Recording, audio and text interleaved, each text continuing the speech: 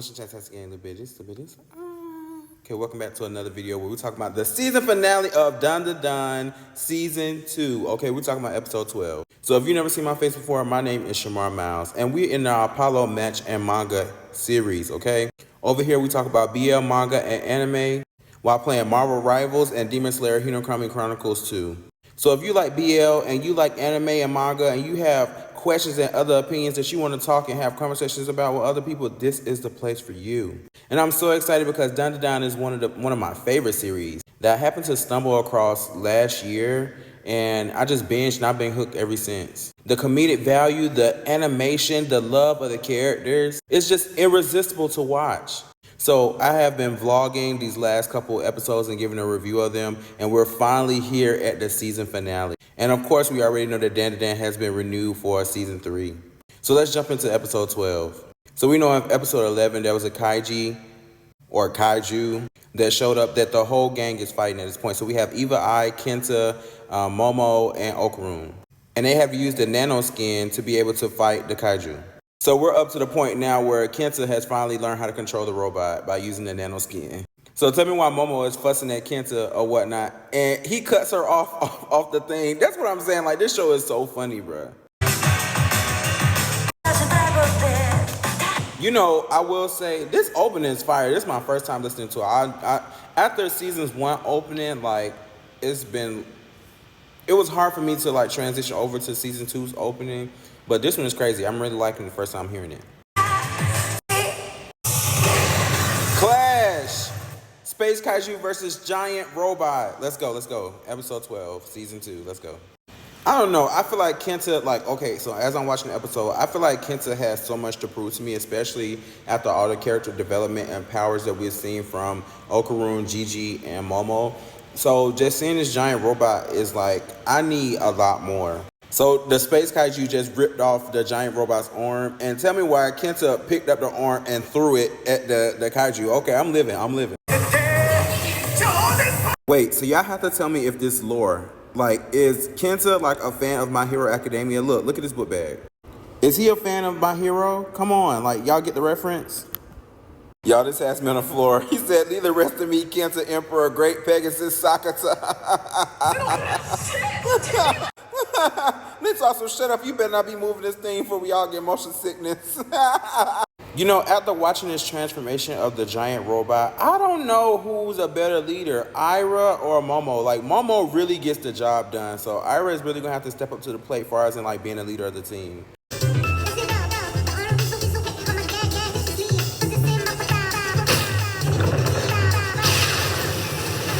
Okay, yes, we outside now. Change the scenery. That was the end of Dandadan Season 2, Episode 12. What a ride. From facing villains like the evil mealworm, if we calling it that, Beethoven and his friends, Gigi the Evil Eye, and many, many more. Meeting old villains that turned to allies and friends that have reached and helped us to this day. With the nano skin, building the house again. Season 2 of Dandadan has been a chaotic ride, but enjoyable to say the least. First of all, I want to get into Kenta. Kenta is a badass character. He is so funny and relatable, especially for a plus-size guy like me who grew up, who wasn't that popular at first. Unrepresented, always played the back part. And this goes back into when he was first introduced 2 episodes ago, I believe episode 10, where he was caught in between the love story of Momo and Okarun. But even though he's so interested in love and all these different avenues, is he gay? Because he keeps calling Okarun hot and he called Gigi hot, and I haven't seen him with no girl, and he's being pervy trying to understand, I guess, how to talk to girls through Momo. But I just find it kind of awkward that he keeps calling Gigi and Okarun hot, or maybe he could be bisexual, I don't know. Also, who is this new UFO character or person who was playing this Space Kaiju? I think that's very interesting. And why are we seeing them kiss? Did she just get up and kiss him? Or is it a Starfire situation where Starfire kissed Robin, and when she kissed Robin, she was able to speak English because she was from another planet? Dandadan just always has a specific way on leaving us on cliffhangers that makes us want to watch again. And I'm so upset because now I think I've seen some spoilers that said that Momo has forgot everything about Okarun and their relationship. Spoilers in the manga. So this definitely makes me think now, well, how do we get there? How do we get from this new girl kissing Okarun to her not remembering anything. But let's not jump too far ahead. Again, this season 2 has been amazing. Especially, I tell y'all all the time, my favorite thing is when Okarun was fighting against the evil eye Gigi, and he hit him with the punches, and he said, "So you can." Y'all know that's my favorite part every time. Or the episode where Okarun upgraded himself and he was going against the musical artist and Ira and the Silky. I feel like Ira has really got done justice this season. And I love that within 2 episodes we got to see what Kenta can do. But I don't read the manga, so I can only make a prediction. But I believe that's not the only thing that Kenta can control or his contributions to the team. I think if his character design and powers are based on the using the nanoskin, then I think that's just as fine. He's strong, and for them to upgrade the suit, the robot suit, by them just arguing, I think was amazing. And for Momo to throw him up in the air and do a suplex or whatever, or she called it like a gigantic bomb or whatever to drop the kaiju on his head, I think it was amazing. And I think that them going back to fixing the house the way it is to show future progression of the house from it being exploded by the evil eye earlier in the season and not having a house with holes and stuff in the window to building it with the nano skin and now to building it with the UFO, like golden robot and all that stuff incorporated. I think telling that story is just amazing. All right, Shamtasticgang, we've come to the end of this video. Yeah, so we come to the end of the video. Congratulations again on a successful season for Dandadan 2.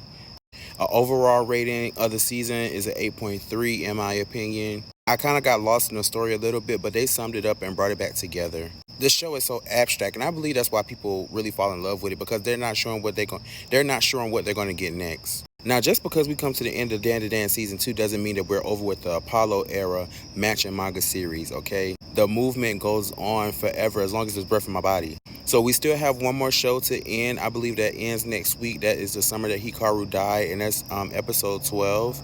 But I also will be reviewing other BLs such as Yuri on Ice, Skate. That's technically not a BL, but technically the summer that Hikaru died is not a BL too, but the relationship is BL.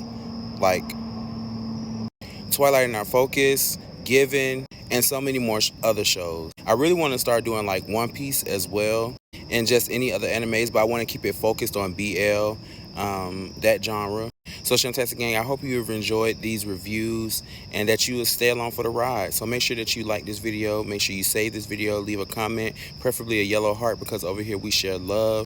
Make sure to subscribe, make sure to turn those post notifications on so you'll be notified every time that I post a video. Okay, Shamtasticgang, if nobody told you all year, all month, all week, all day, I love you, and I will see you all in the next video, probably titled The Summer That Hikaru Died, season finale. And yeah, all right.